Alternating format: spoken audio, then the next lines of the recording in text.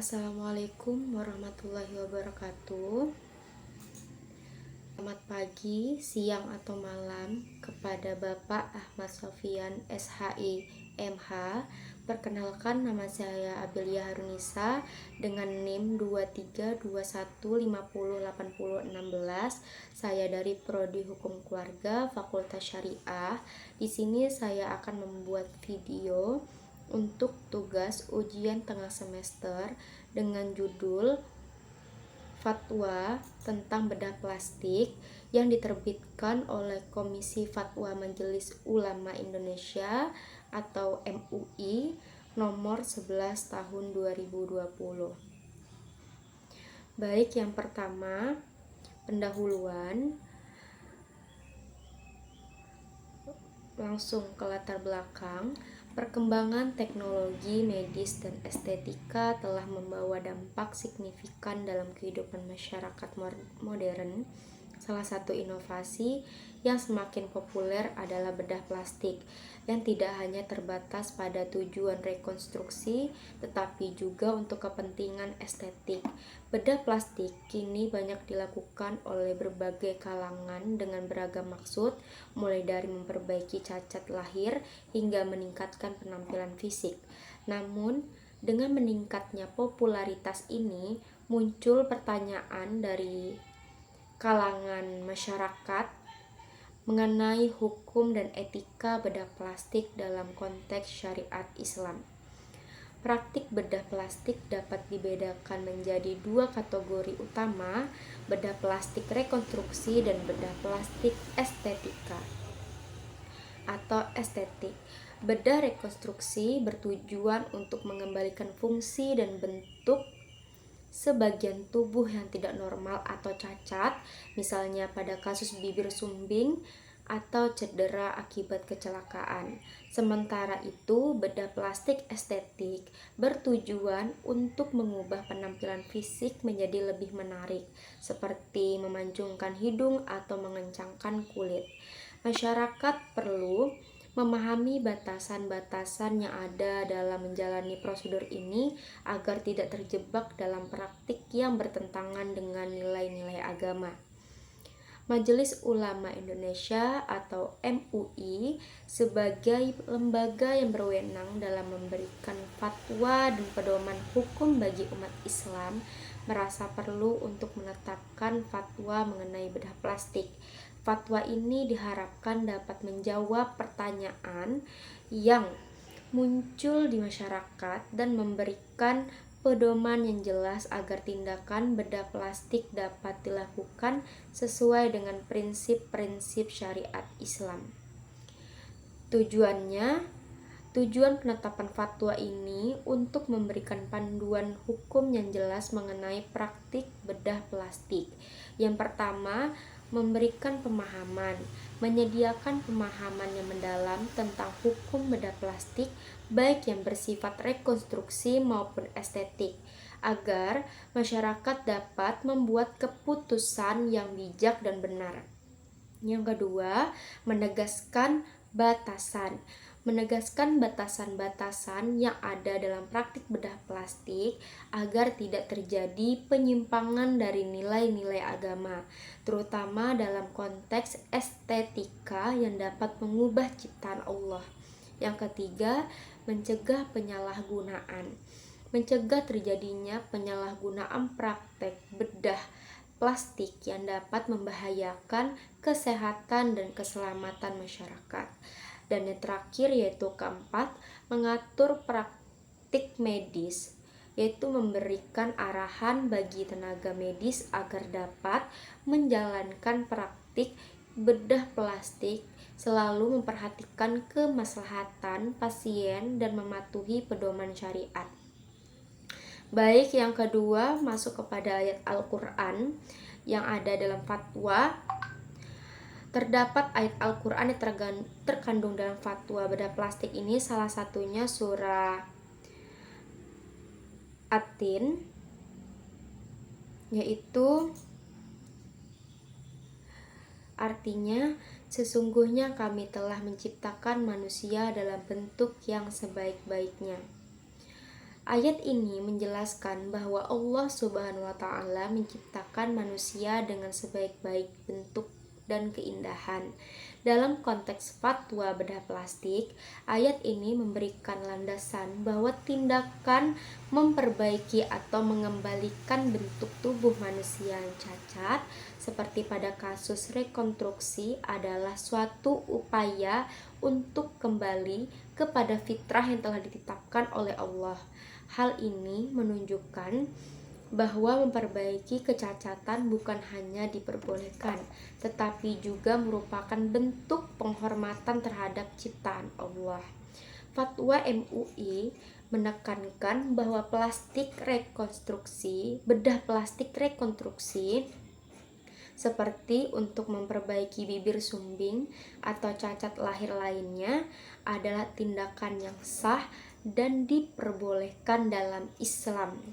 Ini sejalan dengan makna ayat yang menekankan pentingnya menjaga dan merawat ciptaan Allah agar sesuai dengan bentuk ideal yang telah ditentukannya. Selanjutnya, hadis yang terkandung di dalam fatwa tersebut, ada beberapa hadis yang terdapat di dalamnya. Salah satunya hadis Rasulullah yang artinya dari Amr bin Al-Syarid dari ayahnya berkata, Rasulullah Shallallahu Alaihi Wasallam melihat seorang laki-laki yang menyeret kainnya, maka beliau pun segera menyusulnya dan bersabda, angkatlah kainmu dan bertakwalah kepada Allah. Laki-laki itu berkata, saya adalah seorang yang kaki dan kedua lututnya bengkok. Beliau bersabda, angkatlah kainmu, karena setiap ciptaan Allah adalah baik. Maka laki-laki itu tidak pernah terlihat lagi, kecuali panjang kainnya hanya sebatas setengah betisnya hingga mata kaki. Hadis riwayat Tabarani. Hadis riwayat Tabarani mengajarkan pentingnya penerimaan diri dan penghargaan terhadap ciptaan Allah. Rasulullah Shallallahu Alaihi Wasallam menekankan bahwa setiap ciptaan, termasuk kondisi fisik yang mungkin dianggap kurang sempurna, memiliki nilai dan keindahan tersendiri. Pernyataan beliau bahwa setiap ciptaan Allah adalah baik mendorong umat untuk menghargai diri sendiri dan orang lain, serta memahami bahwa memperbaiki cacat fisik untuk tujuan rekonstruksi adalah diperbolehkan dalam Islam. Ini menegaskan bahwa tindakan medis harus dilaksanakan dengan niat yang baik dan pertimbangan etis tanpa merugikan diri ataupun merugikan orang lain. Baik, selanjutnya ketentuan hukum. Ketentuan hukum fatwa tentang bedah plastik. Yang pertama, bedah plastik rekonstruksi itu diperbolehkan untuk memperbaiki fungsi dan bentuk anatomis yang tidak normal. Misalnya, bibir sumbing, kontraktur, keloid, tumor, replantasi, rekonstruksi payudara pasca tumor, lesi kulit, hipospadia. Syaratnya, pertama, manfaatnya nyata berdasarkan pertimbangan ahli yang kompeten dan amanah. Yang kedua, aman dan tidak membahayakan. Yang ketiga, dilakukan oleh tenaga medis yang ahli, kompeten, dan amanah. Yang kedua, bedah plastik estetik. Itu untuk mengubah ciptaan dan bersifat permanen, misalnya memancungkan hidung, mengubah alat kelamin, mengubah sidik jari adalah haram hukumnya. Untuk tujuan al-tahsiniyat, misalnya membuang kelebihan lemak atau mengencangkan otot, itu diperbolehkan dengan syarat tidak untuk tujuan yang bertentangan dengan syariat, menggunakan bahannya halal dan suci, tindakan yang dilakukan terjamin aman, tidak membahayakan diri, orang lain maupun lingkungan. Yang kelima, dilakukan oleh tenaga medis yang ahli, kompeten, dan amanah. Hukum untuk praktik yang berbahaya. Bedah plastik estetik yang berdampak pada bahaya atau darar, penipuan, tadlis, ketergantungan iman atau hal yang diharamkan adalah haram sebagai langkah pencegahan atau saddan li'al zari'ah. Selanjutnya, analisis fatwa.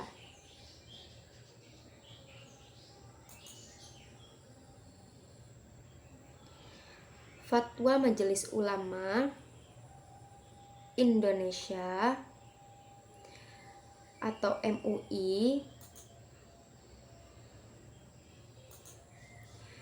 nomor 11 tahun 2020 tentang bedah plastik memberikan panduan yang jelas terkait praktik ini, membedakan antara bedah plastik rekonstruksi dan yang diperbolehkan untuk memperbaiki fungsi tubuh dan bedah plastik estetik yang memiliki batasan ketat.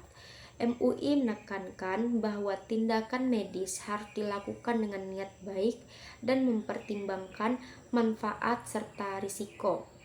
Fatwa ini mencerminkan upaya MUI untuk menjaga keseimbangan antara kemajuan teknologi medis dan prinsip-prinsip syariat, memastikan bahwa praktik bedah plastik tidak hanya aman tetapi juga etis.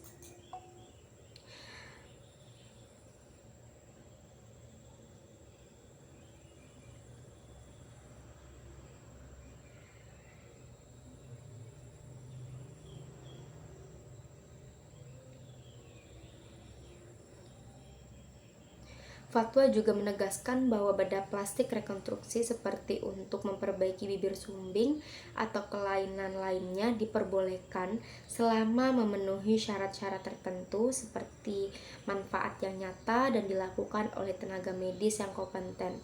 Namun, untuk bedah plastik estetik yang mengubah ciptaan Allah dan bersifat permanen, seperti memancungkan hidung, fatwa ini dengan tegas menyatakan bahwa hukumnya haram. Ini menunjukkan komitmen MUI dalam menjaga prinsip-prinsip syariat dan mencegah praktik yang berpotensi penyimpangan. Lanjut, analisis pribadi saya. Menurut saya, fatwa ini sangat relevan dan penting, terutama di era di mana prosedur bedah plastik semakin marak. Masyarakat perlu memahami bahwa tidak semua tindakan bedah plastik itu diperbolehkan. Penting untuk menekankan niat di balik tindakan tersebut, apakah itu untuk memenuhi standar kecantikan yang tidak realistis atau untuk mengatasi masalah kesehatan fisik. Regulasi dari pemerintah juga sangat krusial. Tanpa pengawasan yang ketat, praktik bedah plastik bisa disalahgunakan dan itu bisa membahayakan kesehatan masyarakat. Saya percaya edukasi adalah kunci.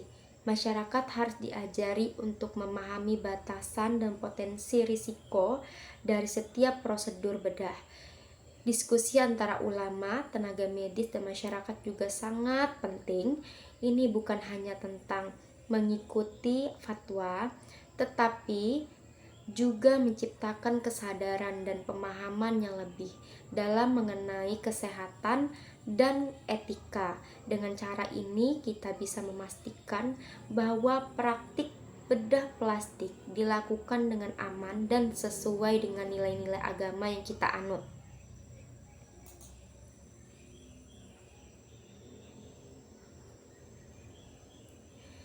MUI juga memberi batasan yang jelas untuk mencegah masyarakat terjebak dalam praktik bedah estetis yang berlebihan, sambil tetap mengakui bahwa perbaikan penampilan bisa sah dalam konteks tertentu. Hal ini mendorong kita untuk lebih menghargai ciptaan Allah dan mengingat bahwa keindahan sejati tidak hanya terletak pada fisik, tetapi juga pada karakter dan integritas seseorang. Kesimpulannya, yang terakhir, fatwa MUI tentang bedah plastik memberikan panduan yang jelas dan komprehensif mengenai praktik bedah plastik dalam konteks syariat Islam, dengan membedakan antara bedah plastik rekonstruksi yang diperbolehkan dan bedah plastik estetik yang haram. Fatwa ini menegaskan pentingnya niat dan tujuan di balik setiap tindakan medis.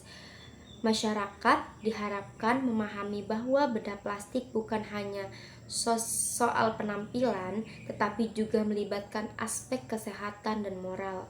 Pentingnya edukasi tentang risiko dan manfaat bedah plastik perlu ditekankan, sehingga masyarakat bisa membuat keputusan yang bijak. Selain itu, regulasi yang ketat dari pemerintah sangat diperlukan untuk mencegah penyalahgunaan praktik ini. Diskusi yang berkelanjutan antara ulama, tenaga medis, dan masyarakat menjadi kunci untuk menjaga integritas dan keselamatan dalam praktik bedah plastik. Dengan pendekatan yang tepat, kita dapat memastikan bahwa setiap tindakan yang diambil sejalan dengan nilai-nilai agama dan kesehatan. Mungkin itu saja yang bisa saya sampaikan. Kurang lebihnya mohon dimaafkan. Wassalamualaikum warahmatullahi wabarakatuh.